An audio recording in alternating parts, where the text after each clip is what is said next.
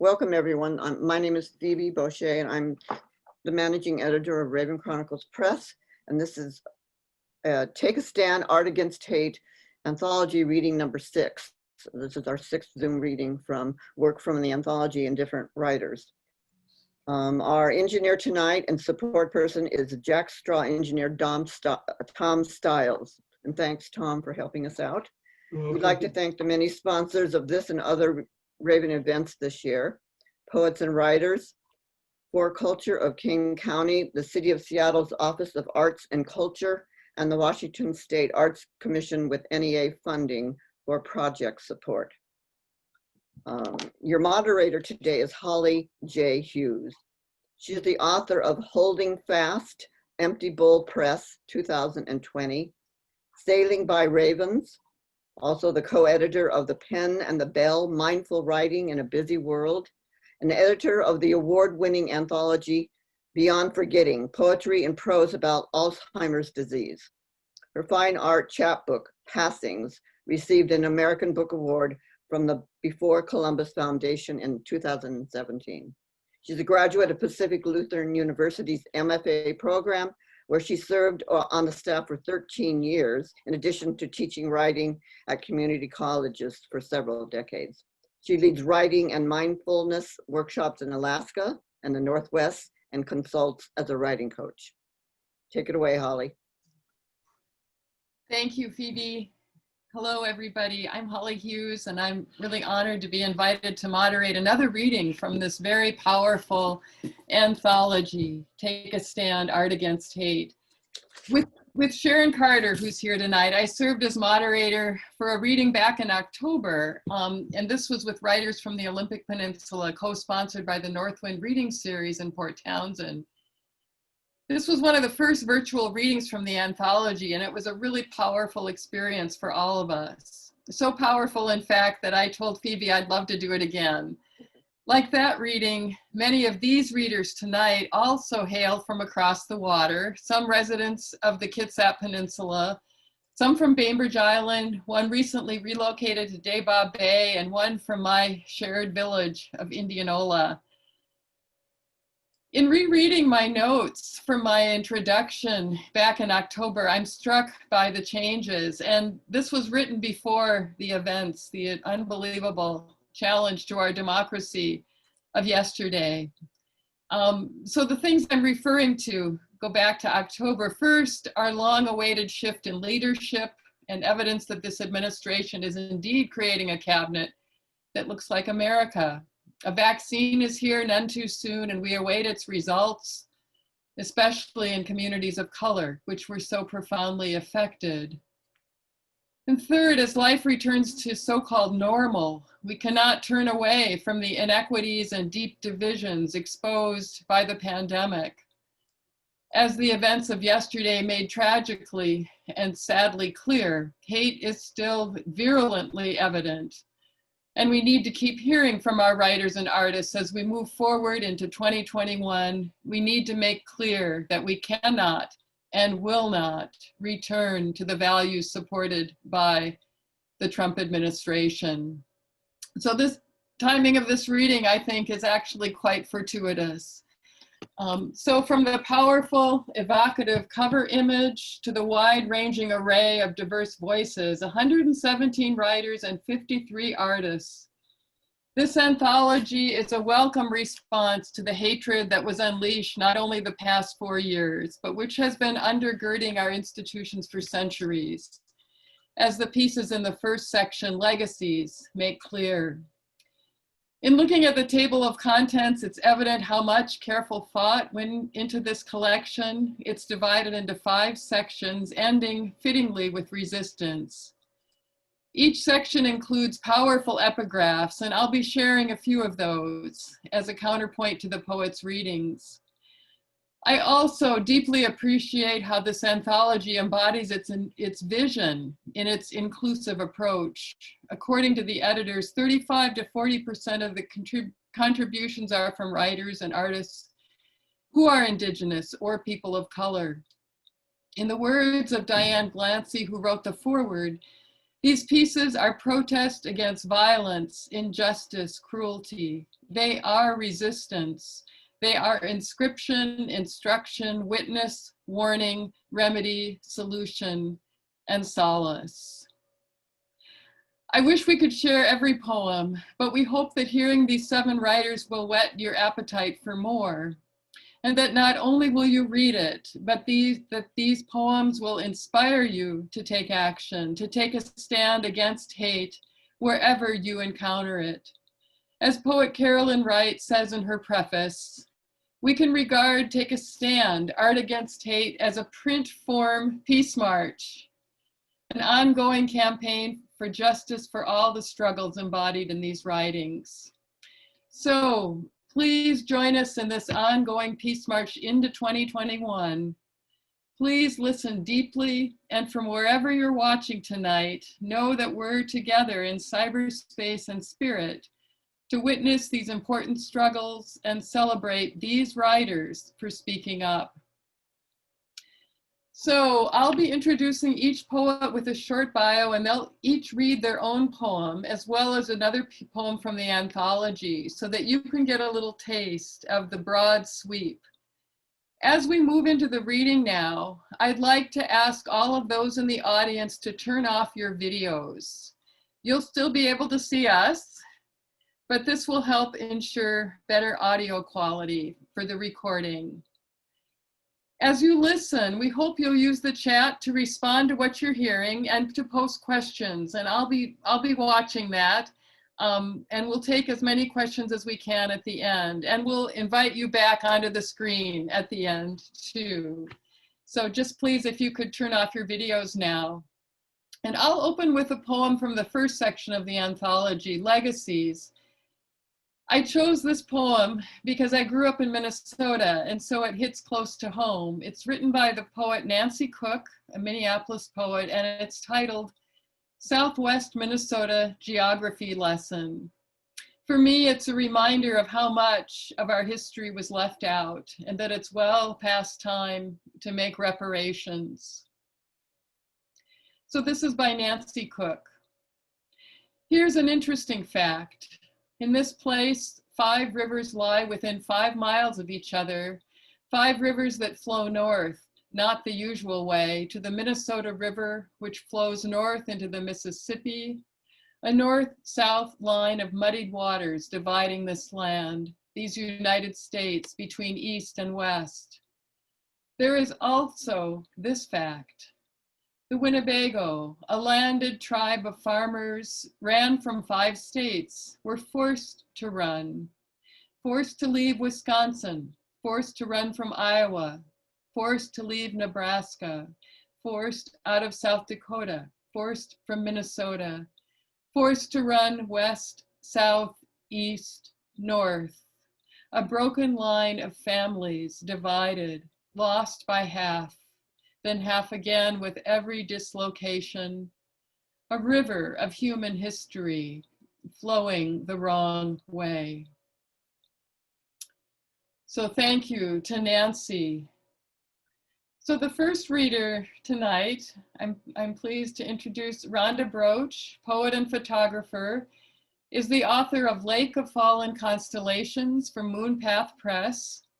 Ronda was a finalist for the 4-Way Books Prize, and her poems have been nominated several times for the Pushcart Prize. So please welcome Ronda.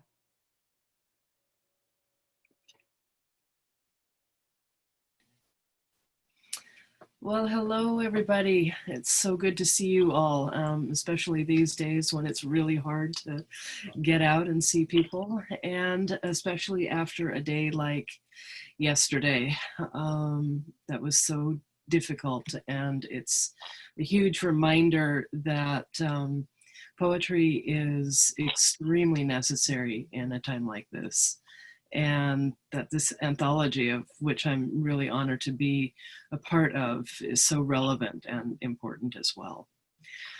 The poem I'm going to read first is one from, it's my own poem in the anthology. And it's one that came to me from an evening when I was writing with a good friend. It was late. And we were challenging ourselves writing poems using surrealist writing prompts and word lists that we had created, where we'd flip through books of poetry and call out whatever word caught our eye. And we had to use most of the words on the list in the poem that we were writing. And that's how the machete got into my poem, and the neckties, and probably the baby. And it was also the time that Me Too was really heating up. And like every other woman I've talked with, we've had at least one or two experiences to talk about. The poem goes on also to address what it means to be a successful working mom and pushing toward the equality that should exist without question. Okay. And the poem is entitled, "A Woman Holds a Baby and a Machete." You wonder what the punchline is. If there is another way to punctuate, say, "A woman holds a baby and a machete was nowhere to be found." Or maybe the baby was in daycare, sleepy songs swaddling her while outside, let's say in a city far away. The woman wields the machete. She is fighting her way through a dictionary of neckties. She names her machete Me Too, and the baby coos as the stars magic themselves into being. Meanwhile, the neckties have no room for the growing thesaurus of women of any gender, but so far stop short of the machete. The woman wonders if she puts down the machete, picks up the baby, if she'd have to defend her choice.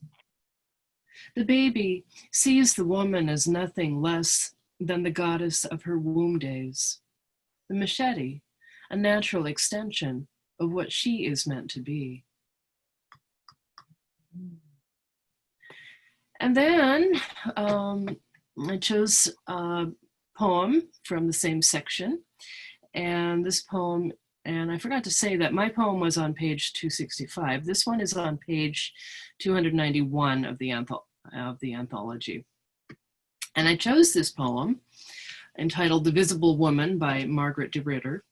I chose it,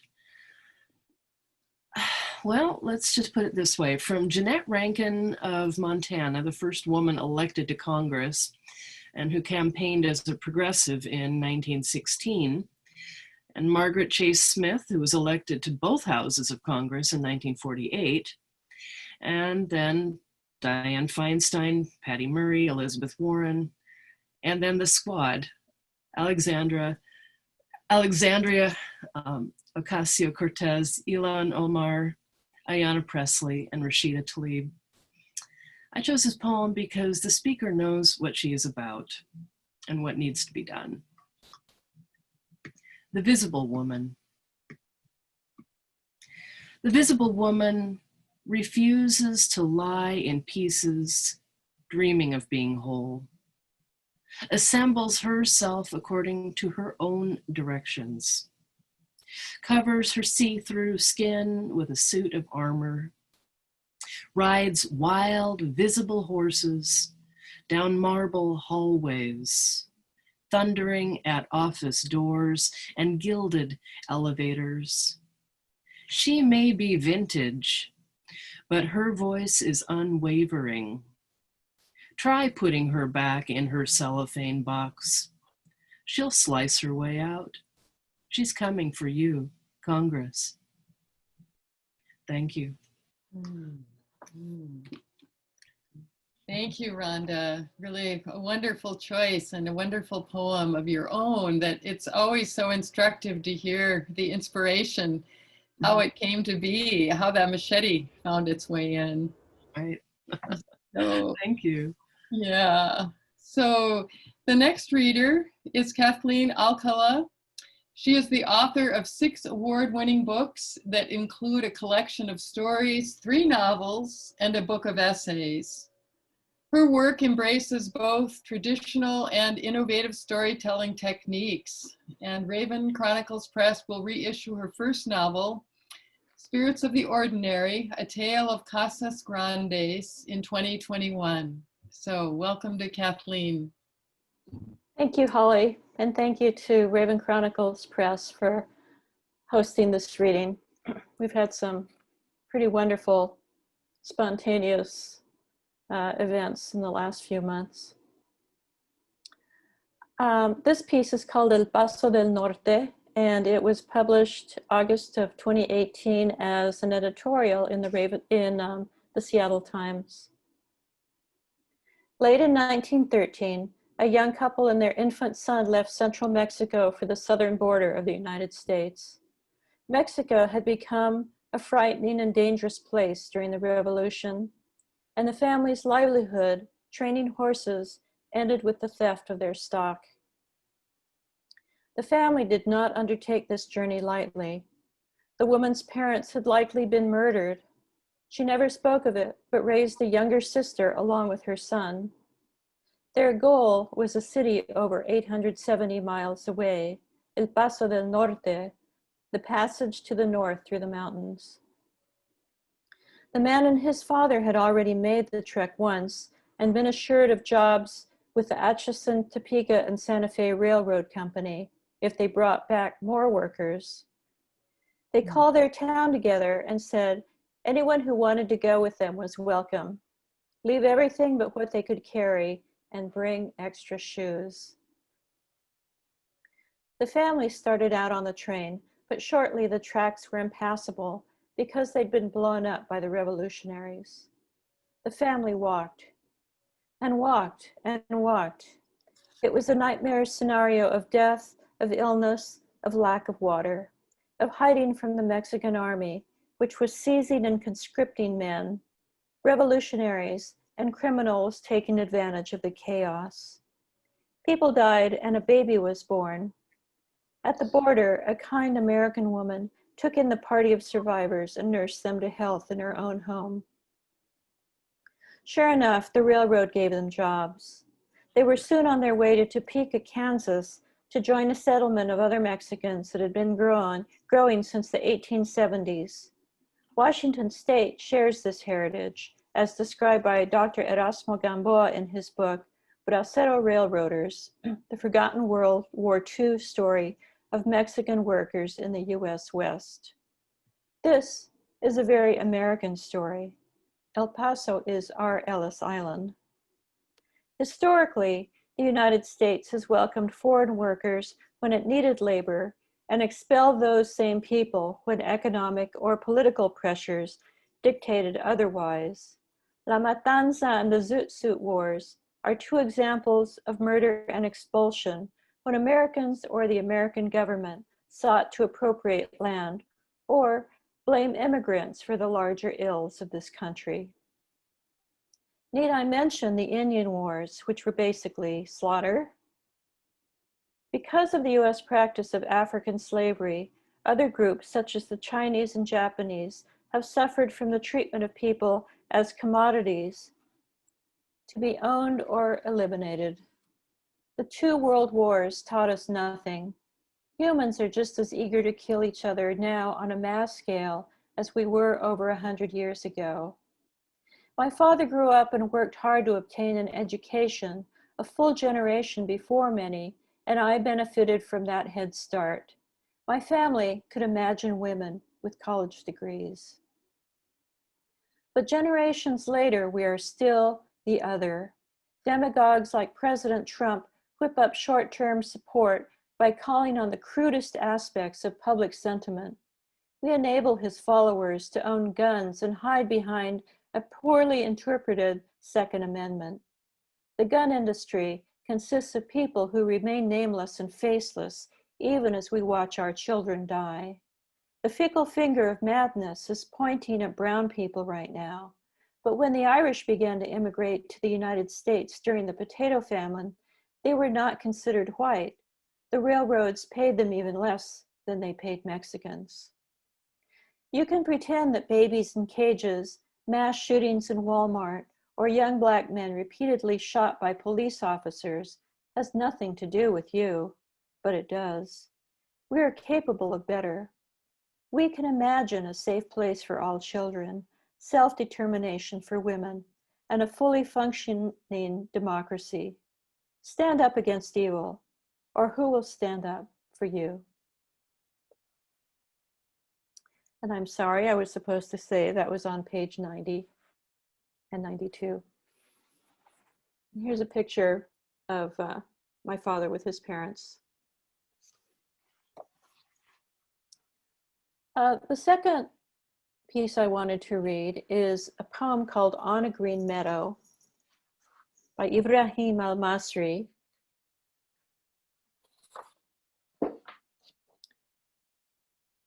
Who is an Egyptian poet and news reporter. It was translated from the Arabic by Faisa Sultan. Literature and translation, especially from Arabic or Spanish to English, is an interest of mine. Every person will translate a poem differently. This poem appeals to me especially after considering the dreams of my parents and their parents to live in a land of peace, a green meadow, windows looking out on the sea.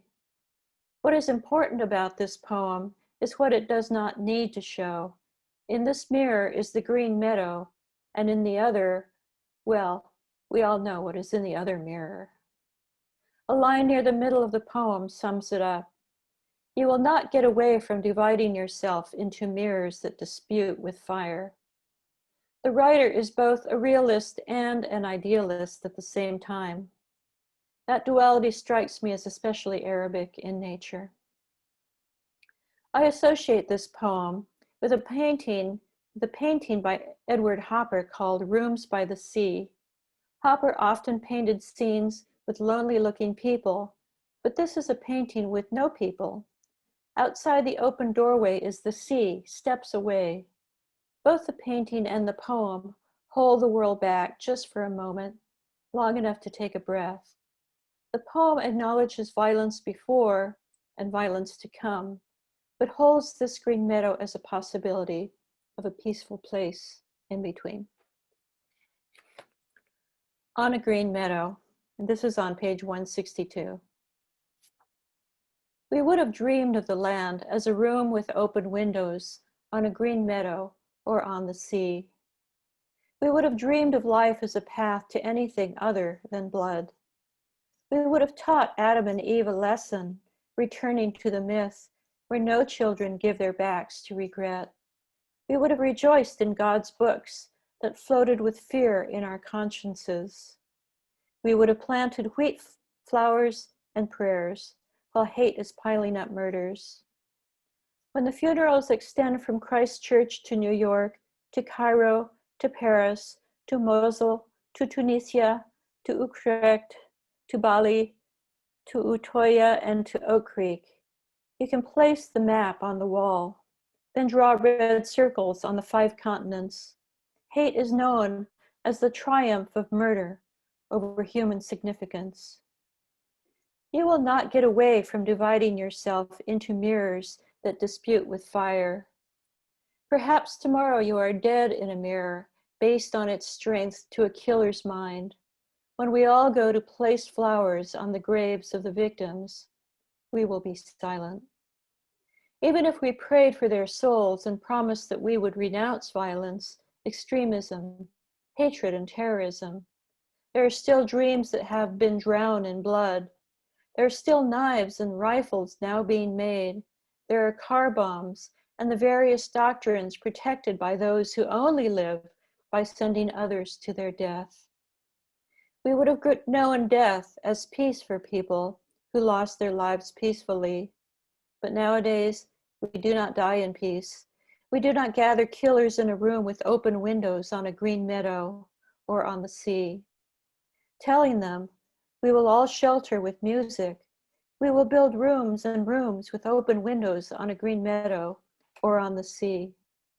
Together, we will sing a song of peace that the earth has never known. The killers have poisoned us with images. They have been overflowing on our faces and stretching blood on a green meadow or on the sea. Thank you. Beautiful. Thank you. Thank you, Kathleen. Oh, your own poem, so timely, especially that last paragraph, a fully functioning democracy, a really timely reminder and a beautiful choice of a poem to share too. And thank you for your words about it, just with the background and the connection to Hopper too. So the next poet is Jed Myers. He is the author of Watching the Perseids from the Sacramento Poetry Center Book Award, which I guess won the Sacramento Poetry Center Book Award. Also The Marriage of Space and Time from Moonpath Press, and 4 chapbooks. His poems have appeared in Prairie Schooner, Rattle, Poetry Northwest, the American Journal of Poetry, Southern Poetry Review, Greensboro Review, and elsewhere. So please welcome Jed Myers. Thanks, Holly. Hi, everybody. Thanks to Raven and Phoebe and all for creating this anthology and disseminating it. It can be an encouragement to so many. I'm glad to have a poem in it. My piece is on page 172, and it's called Lost Crossing. You folks remember in December 2018, a 7-year-old girl and her father arrived at the border having trekked from northern Guatemala, and the little girl became septic and died very quickly in Border Patrol custody. And this was one of the poems that we sometimes write because we have to. You know, I didn't decide to write it. It just, to cope with the helplessness, I think we write some poems. Lost Crossing for Jacqueline Amé Rosemary Kaal Makin. The girl crosses from city to forest, hand in her father's. The girl crosses the rivers, riding her father's shoulders. She crosses the dark under stars her father says are our ancestors watching us. She crosses the valleys where her dreams land her, calling out for her father who's hidden off in the brush where he crouches to gather them edible roots. She crosses long stretches of hunger and thirst, and her father tells her it isn't much farther north. The water they find to drink is the water they find. They cross brown streams, narrow and cloudy rivers. She tires. Her father tugs her along by the wrist, as firm as he must, as gentle as he can be. She crosses back and forth between wake and sleep on her feet, crosses the last stretch of dust before her father draws her under the shadow of a tall barrier and lets her slump, lets her fall to her knees, and she drifts, crosses deep where her rising fever's wide blue river runs in a silver haze toward the sea. And she lets that river take her before her father or anyone sees. She's not there for the final heave, not there when the agents seize her father and her, not there in her limp limbs nor behind her swimming eyes, won't ask for the fresh water her blood's long shrunken rivers still need. And she slips farther off from the sand of their perch on those banks of the promised land. She crosses into forever elsewhere, father squeezing the air for her hand.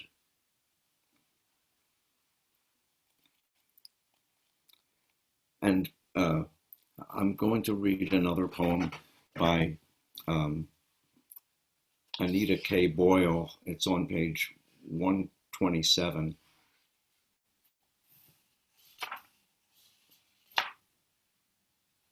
And I know Anita and I know her work, and I love her little press up in Bellingham, Egress Studio Press. And there's something about her words, spoken, written, even if she's being tongue-in-cheek or a little ironic or sarcastic or self-deprecatory, her tone is always true. She's being true. And there's something beautiful about that in this poem, I think. I enjoy reading it. It's fitting for the day. It's called About Writing Political Poetry. I don't write political poetry because words on a page become trite. Because there is a value to life I cannot put into words. Because I am a simpleton.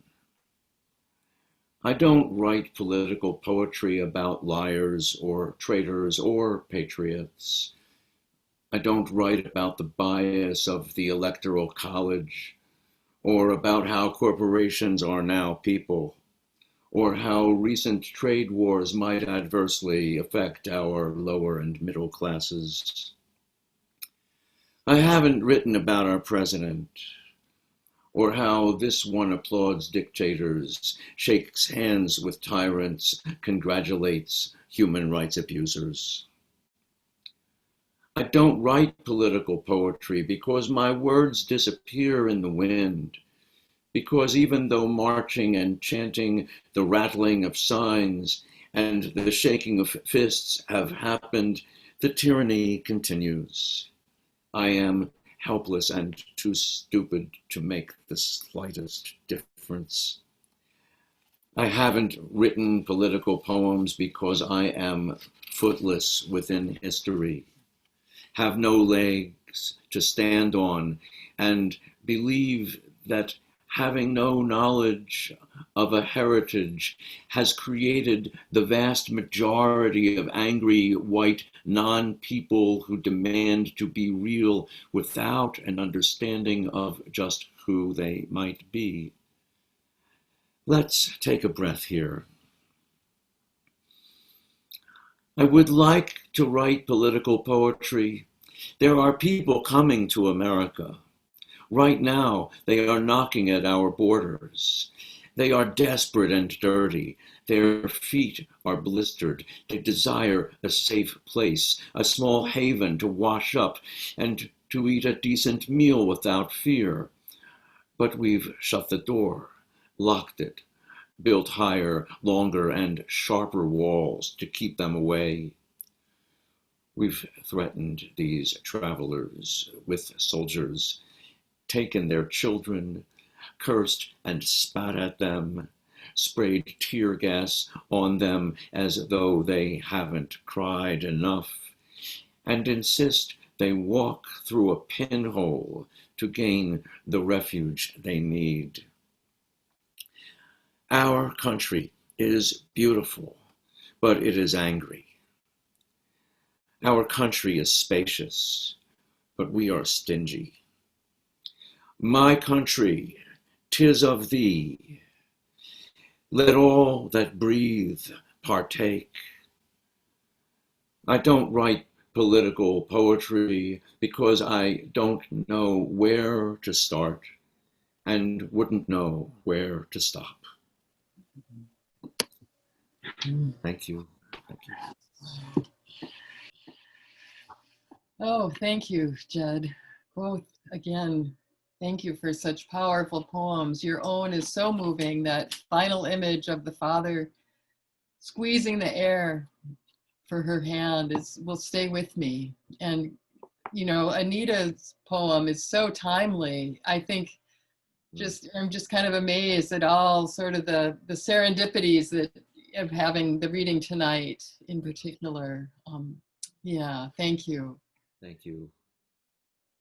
Okay, and the next reader is Carletta Carrington Wilson, who is a visual and literary artist. The form and formation of language is integral to the work she creates by exploring the texts of textiles. Her installation, Letter to Alandris, was exhibited at the Bainbridge Island Museum of Art, the University of Puget Sound's Kittredge Gallery, and Seattle's King Street Station. So please welcome Carletta Carrington Wilson. Hi, everyone. Thank you so much. Can you hear me? Yep. Okay. Thank you so much. I am honored to be here among everyone tonight. I think all of the words are so inspirational, and I'm really surprised. Jed, I love that poem, Lost Crossing. And actually, I think the work that I'm going to read tonight, the two poems, is going to make a little triptych because they share the image of daughters and of water. And as Holly mentioned, the exhibit, Letter to Alandris, consists of photographs of women from the late 19th, or let's say mid 19th century until the early 20th century, of laundresses and washerwomen. The poem, Letter to Alandris, it has been written to my great-great-grandmother, who began her life enslaved. And I'm writing to her about my grandmother, because she raised my grandmother. And so my great-great-grandmother, really, it says a laundress, but really she was a washerwoman. There's a distinction, actually, a class distinction between those two. Letter to Alandris, it is on page 30. You taught her well. They say she had the touch. Took wrinkled, soiled shirts, made them like new, especially collars and cuffs. Her hands mirror yours, lifting, picking, piece by piece apart. Ink, sweat, blood, mud, grass, vomit. What to do with dirty looks, foul language, rank stench, shadowy stains that remain after all that scrubbing, deftly rubbing, and no way out. Wringer, iron holder, washwoman, leaning in line with lines, untenable lines, whose far-reaching consequences found you, standing in the path of a past on its way to the future.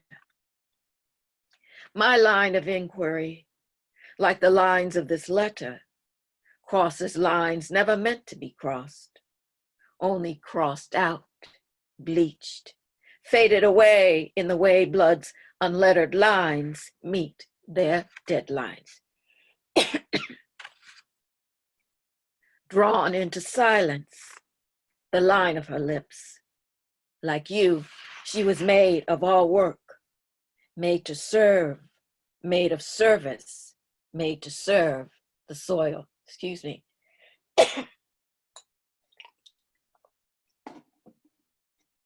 Washing stick, line peg, Lysol bluing, sort the sorted, haul that heaviness. Never done the work of daughters who keep company with cloth. A dryness fitted to fingers that soak, boil, scrub, rub, pour, rinse, wring, tightly wring.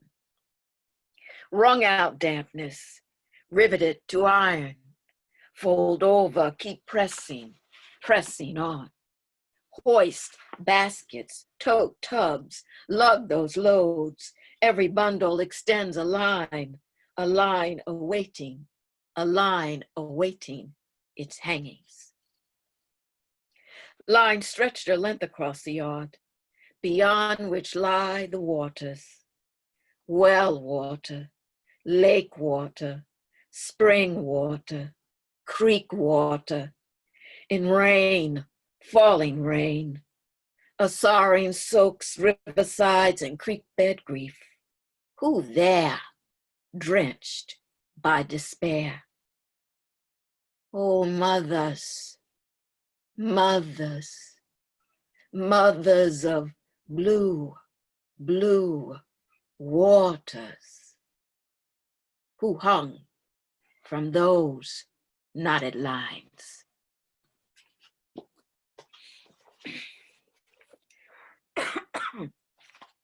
Of course, I have the cough right away when I have to read.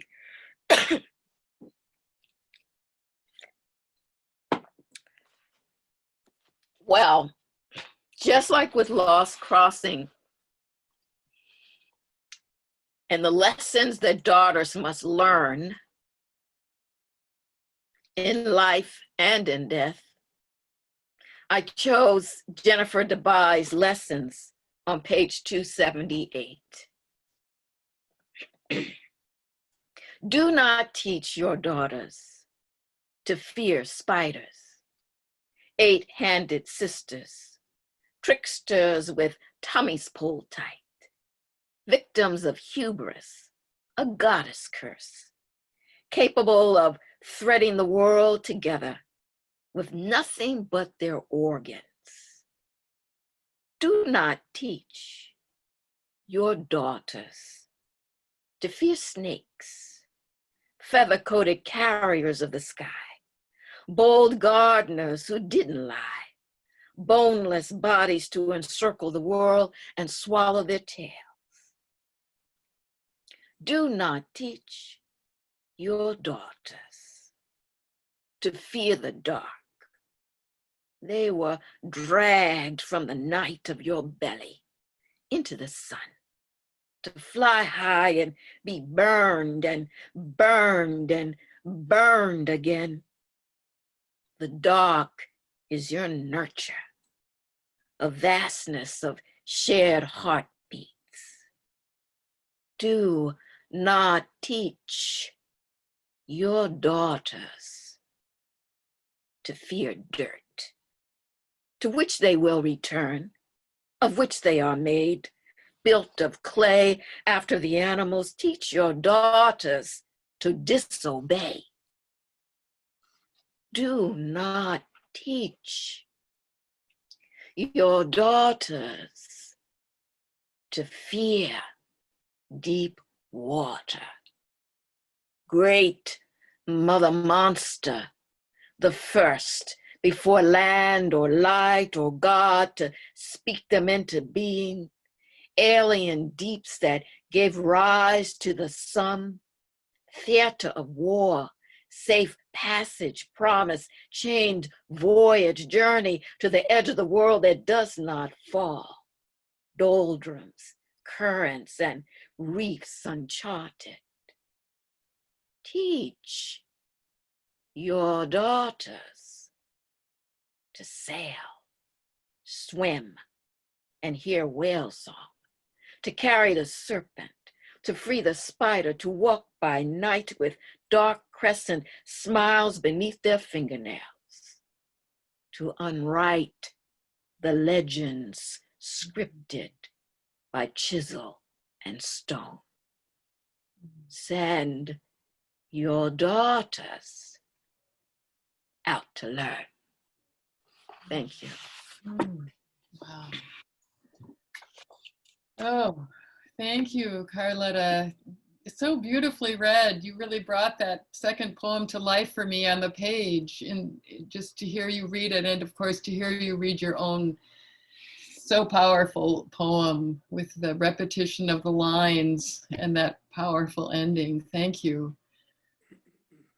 Okay, our next reader is Mike Dillon, who is the retired publisher of Pacific Publishing Company and who grew up on Bainbridge Island.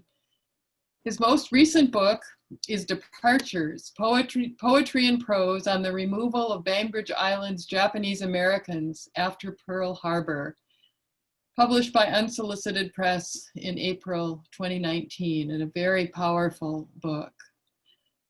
So please welcome Mike. Mike is also from my hometown of Indianola. Thank you, Holly. The first poem is mine. It's called Holocaust Denier, and it's on page 134. It's a poem I wrote while thinking about the differences that separate people and how, while we hate to give up on others, some differences are just not bridgeable. And I was also thinking of the words, and I think they came from Hannah Arendt, the great chronicler of authoritarian movements. And the words are, "Those who believe anything will do anything." My dad fought in the worst parts of World War II in Europe, and I was born in 1950. So growing up in the 50s in Walt Disney's world, I thought all shadows had been chased from the world. The good guys won the war. And that if we weren't in time to save Anne Frank, at least there would be no more Anne Franks. And it took me a while to figure things out. Over the years, I've encountered too many cold spots in the universe that answer to the description of psychopathy. And I think we've seen some on display in the political world. In the poem, my cat, my beloved cat, makes a guest appearance, but she's blameless. She was only doing what cats do. Problems arise when humans do it. Holocaust denier. As he spoke to scattered inattention in the park when I walked past, the faceted interiors of his green-eyed glance locked into mine. And I thought of my cat hunched on the windowsill that very morning, fused to a towhee flitting in the laurel on the other side of the glass. Puffed cheeks, a guttural chortle, the green seas of her eyes dilated black as the spaces between the stars. I gave her a poke. She didn't know me.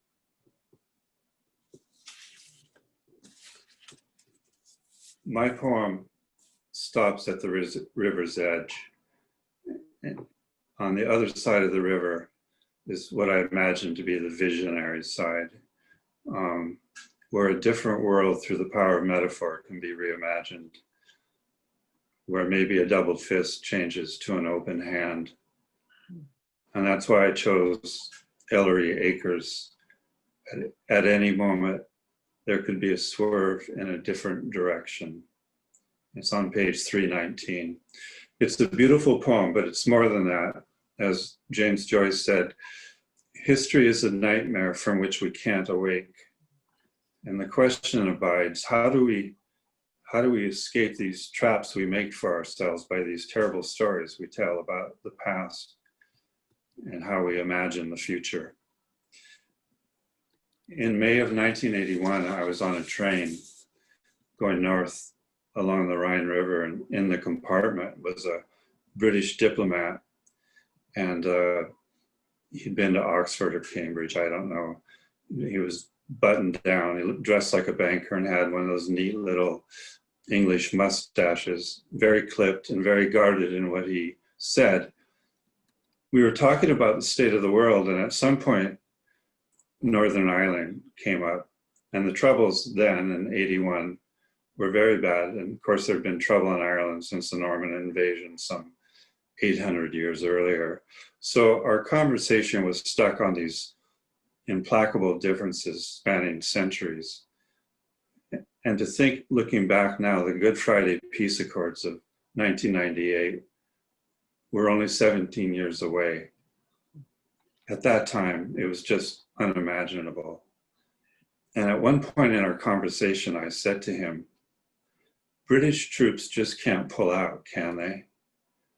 And I'll never forget how he leaned over and looked at me and he said, listen, there is no such word as can't.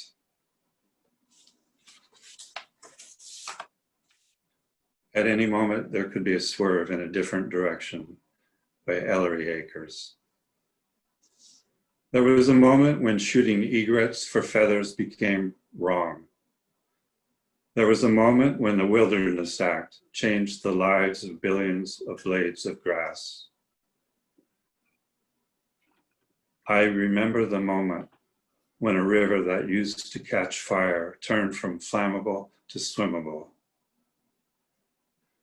A swerve smells astringent, like the wind off the sea. It tastes red, the way red-hot peppermints burn in your mouth. It's heavy, the way the weight of letters are heavy arriving in stacks at the Senate. It sounds like the click of knitting needles as hundreds of thousands of women knit pink hats. It looks like a coyote crossing a freeway to go home. A poem for our times. Thank you. Oh, thank you, Mike, for both poems. Wow. Yeah, that that last one is definitely a poem for our time, and I'm going to hold those images. Yeah, and you frame your poems so beautifully too. Thank you for that.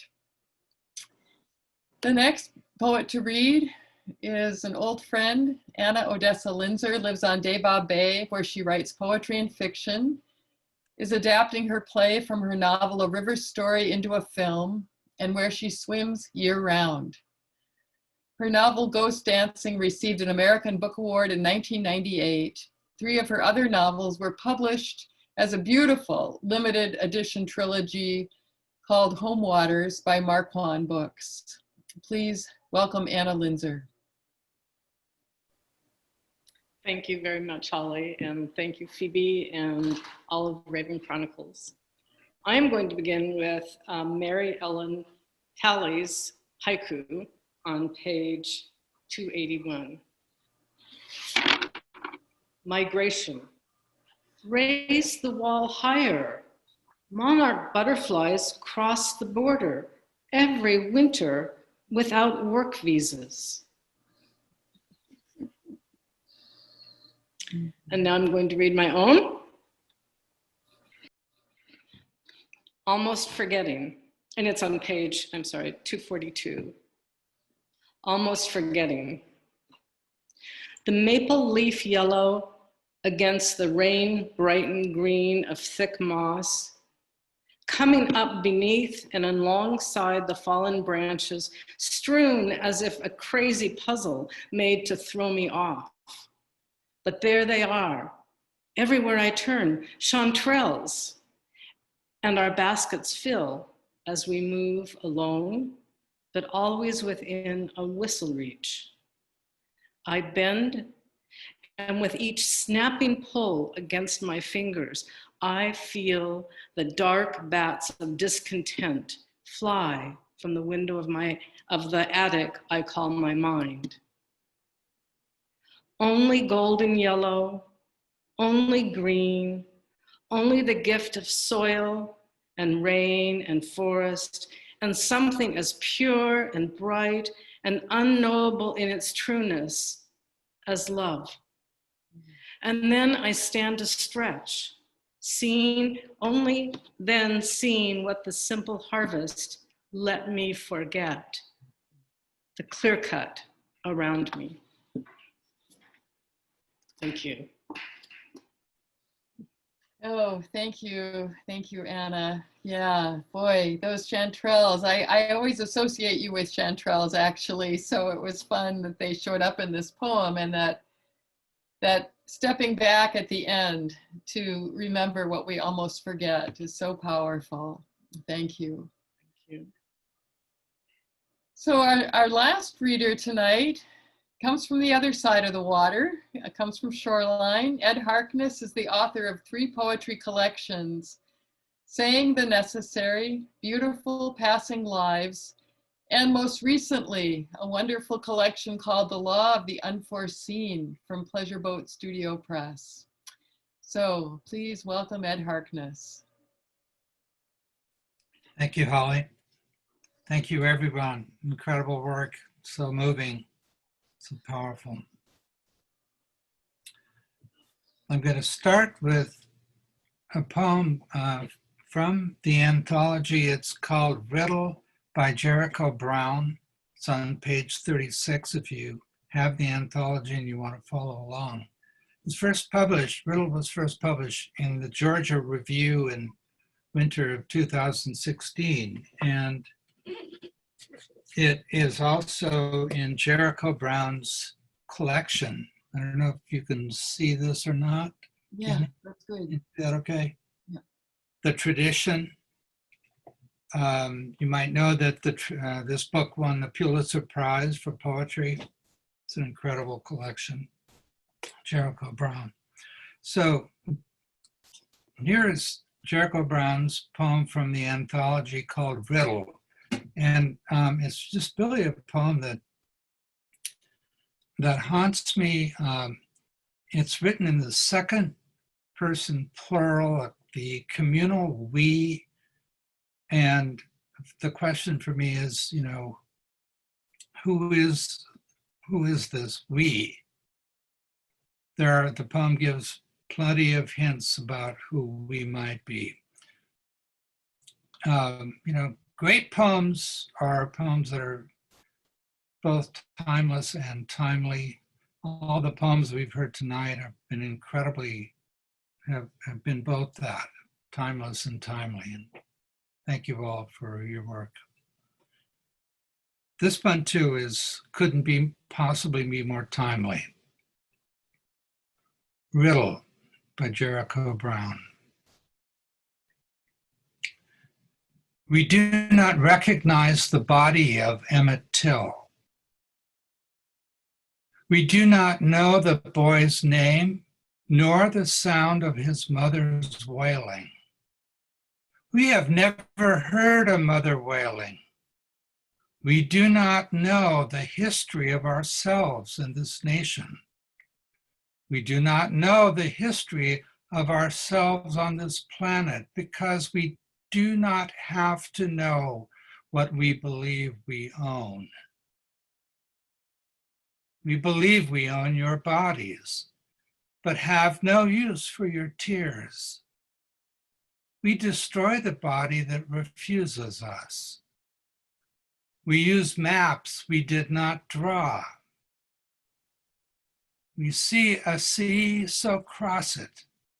We see a moon, so land there. We love land so long as we can take it. Shh. We can't take that sound. What is a mother's wailing? We do not recognize music until we can sell it. We sell what cannot be bought. We buy silence. Let us help you. How much does it cost to hold your breath underwater? Wait. Wait. What are we?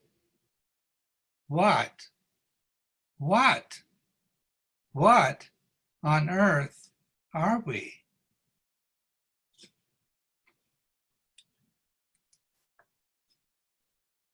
What on earth are we? That's the question of the hour for me after yesterday.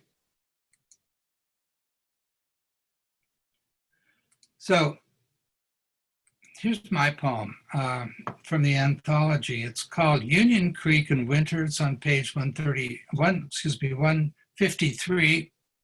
There's one, I guess, kind of obscure reference to an ancient Chinese poet, some of you might have heard of, Tu Fu, Tang Dynasty poet, born in the year 712 AD, so that would mean, what, 1,300 years ago.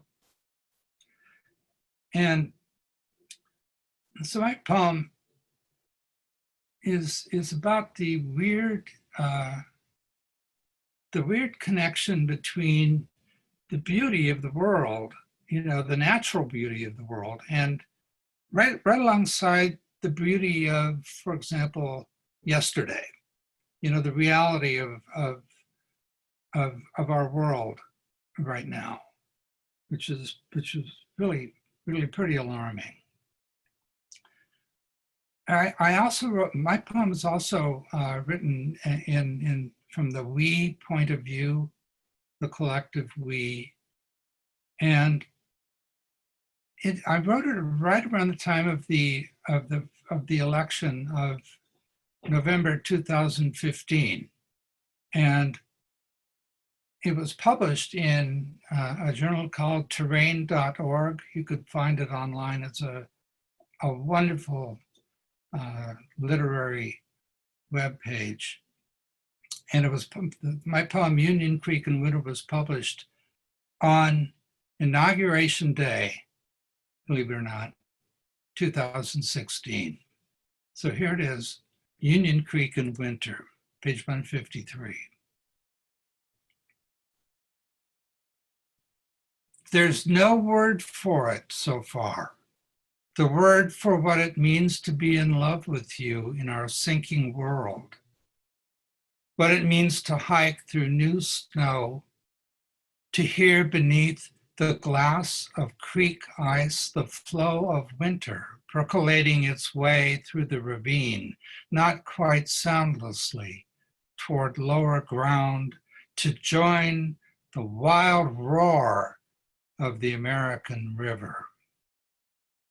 The word that means we've loved through the avalanches of our time, loved while wars raged, paid for with our taxes, loved while our loved ones voted for hatred, for I want the false past, I want what's coming to me, protected as they've been by their skin, white as this very snow draped on hemlocks in the ravine's wavering light. The word that means we're not alone. We share that same nature wonder. For the flicker tapping on a far off tree, the delicate calligraphy of a mouse's prints along our path, as if Tu Fu has been here too, who knew even then, even in the Tang dynasty, beauty leaves behind its faint notations. The word that means we will go on. We will follow an earlier trekker's snowshoe trail, slog on bundled to keep the chill from overtaking us, descend steeply, then climb again, switchbacks above the creek, away from its cold murmurings, to our car, and the long drive back to the war zone of now. Armed with our little courage, we must drive straight to the front, strap on flak jackets, and begin the slow search for survivors, slow search for the words that might revive them. Even now, we're feverish to make contact, to know what to listen for, to learn to hear those muffled cries from deep in the rubble. If we knew the words, we might save those most weakened, most in danger of giving up. If we knew the words, we might keep the world, its rivers, its ice, its bitterroot, its winter wrens, its hemlocks, its moonlight, its children, its Shakespeare, its Zimborska, its rose hips, its green and orange lichens, its Dillon, its kora players, its hummingbirds, you, me, and our Muslim neighbor, Maya, alive. Thank you.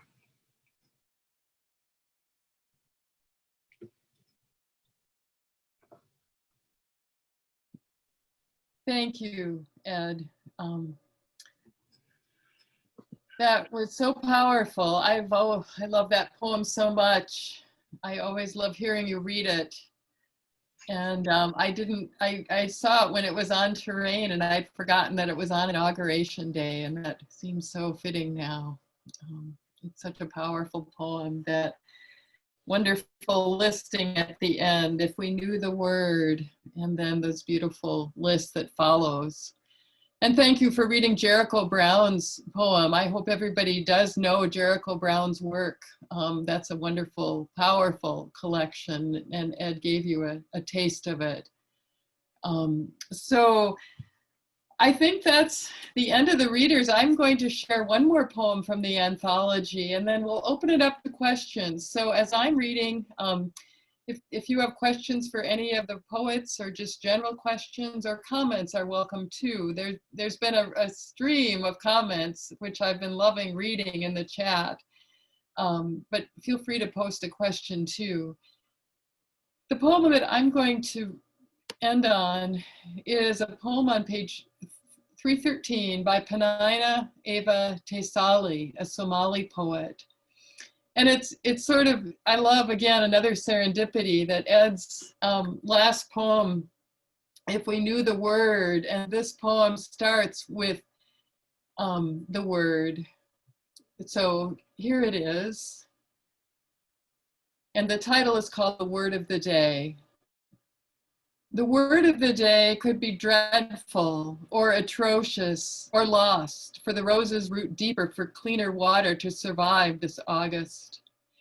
Their petals peeling to blossom our eyes open so we may protect the wild green dawn. So we could stop, let the unexpected tributaries off 14th Street and Madras stream for the mallard and her drake, with her 7 ducklings paddling through narrow brook of the first people's lands, mourning for Mother Earth. And the word of the day tomorrow, let it not be brutality or money or rifle or my religion or yours. Let it be leopard or rhinoceros or red abalone or blue whale or Yangtze River dolphin, or let the word be African talking drum, or Fijian canoe drum, or Filipino kulintang, or Appalachian dulcimer, or ukulele, or slat key guitar, or let it be trombone, carried on the confident soldiers of a 10-year-old girl.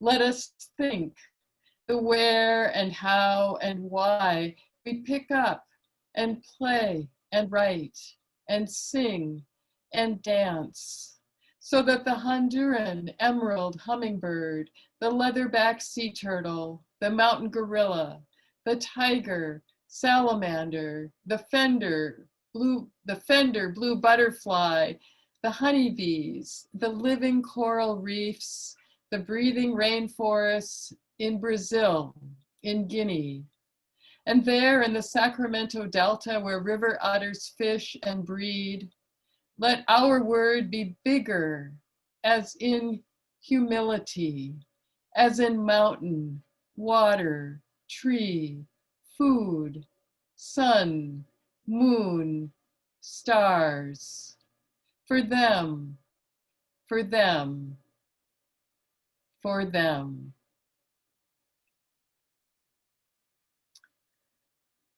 So that concludes our reading, but we're happy to stick around and visit a little bit. I wanted to, I meant to include more quotes, but I can't resist including this quote at this point, following that beautiful poem, which was, I think, a really, again, the serendipity of the way the poems are responding and echoing each other is always amazes me. But this is one of the epigraphs, and one of the things, if I didn't mention, I think I mentioned it earlier, but one of the things I really love about this collection is all these powerful epigraphs. And this one is by Arundhati Roy, who said, "Another world is not only possible, she is on her way. On a quiet day, I can hear her breathing." So let's have a round of applause. You can turn on your videos now. We can come back and gather again. And let's just have a round of virtual applause for all our readers. Thank you to all of you for sharing your powerful words. We just heard such a rich mix of poetic voices. Tender, fierce, passionate, all witnessing, all powerful, each one in its own way. So I would love to, maybe I'll start with a question for the readers. And I'm just looking to see if we have any questions from you all. I don't see any. Yeah, I think we're all just sort of dumbfounded. I think the power of these poems, it's hard to have words in response. And I come back to the lines of the poem that I shared about, music and song and, picking up whatever is at hand. What is the creative response that's being called from us now? Especially in these, really dire times. Yeah, so I guess I would love for anybody to respond to that, any of the readers. We all, as poets, we all deal in words, and yet I think for myself, I do reach points where I just think there aren't words for this. And that's one of the reasons that I was so glad to see so much art also included in Take a Stand. So yeah, I guess just out of curiosity, any of the poets want to respond to that question? Do words fall short, and what do we do when they do? Or do we just keep pressing on? Well, I'm not one of the poets, but I want to say one of the things that strikes me about this collection is the tension between descriptions of violence and the terrible things we do to each other, and the poems of peace and the scenes of just unutterable beauty and nature, and how we seem to need both of those. And when people ask me, would you find a poem for this? My tendency is to find something that will soothe them or comfort them. But at the same time, I look at these other poems and I say, yes, we need to be reminded that this is going on at the same time. Yes. Yes. Oh, really well said, Kathleen. Yeah, no, I agree. And I have the same tendency. And I think, again, that's what I love about this anthology, because it sets the witnessing right next to the beauty. And that's what is. That's the world we live in. And I think the beauty helps sustain us through those moments of witnessing that are difficult. Yeah. Yeah, Ronda, you wrote something in the chat. Do you want to say it too, please? Okay, now I'm unmuted. Okay. Yeah, often words fall short for me, totally, and I have difficulty talking about it. I have a better time writing about it, but I think it comes when I'm in company of other poets, and all of a sudden, maybe through a prompt or something like that, then those things do come out. And I think that really helps a lot. But I have to wait for a while sometimes before I can do something with those feelings. I have to figure out what they are. It's like yesterday. Yesterday was extraordinary. It was awful. Yeah. So yeah, it takes a while. And walking too, breathing. Yeah. Yeah, walking definitely is part of my creative writing process, and really just part of my processing of the world. I mean, yesterday, that's what I could do, was walk. And I remember walking after the 2016 election a lot. But I love what you said, Rhonda, about needing time to let things settle. And sometimes it comes out with the prompts. And you gave such a great illustration of that in your own poem with one of the writing prompts that you use would be to take words or lines from other poems, Right. other poets. And that's your wonderful poem, Machete. Making tons of word lists. We just use index cards and just keep all of them. And before you know it, you have this rich library of surprising words. And sometimes it's just nice to listen online and just write the words that you hear from people reading. Yeah. It's really can really, really help. Yeah. It's Right. like yeast, wild yeast. Yeah. That's right. Yeah. And I see that Phoebe has posted in the chat. I think maybe this is a good chance to, I just also want to acknowledge before we do that all of your great comments in the chat, and Ann Cooper, who said there are times when it's okay to be rendered speechless. And I mean, I think that's the power of poetry. Sometimes that's what it does. And we need some silence around it to let these powerful messages settle.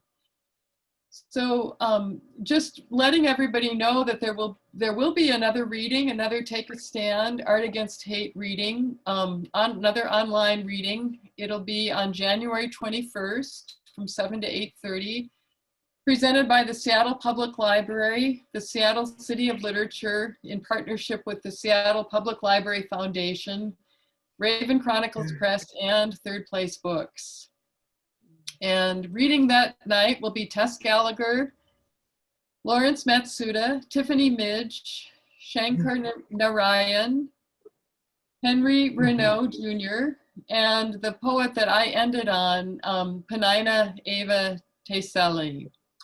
And the link is in the chat so that you can register for that. The moderator will be Anna Balint.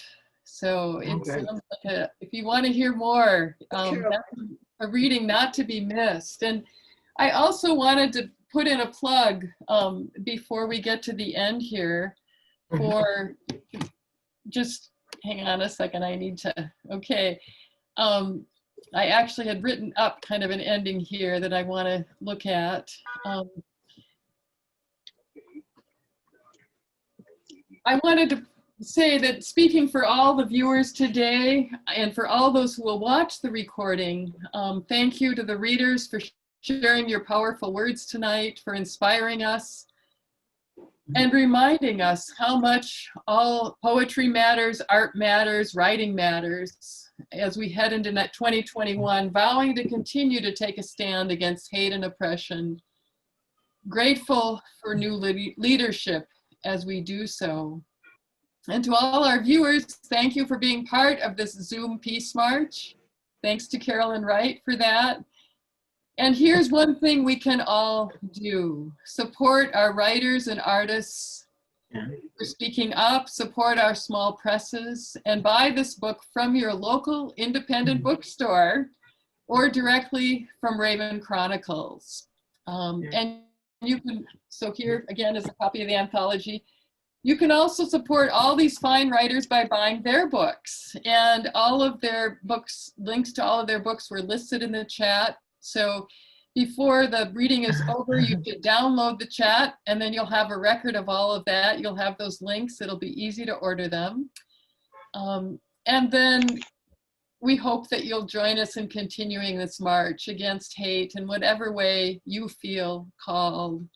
And really, I think we all recognize there's such an urgency now for us to do this.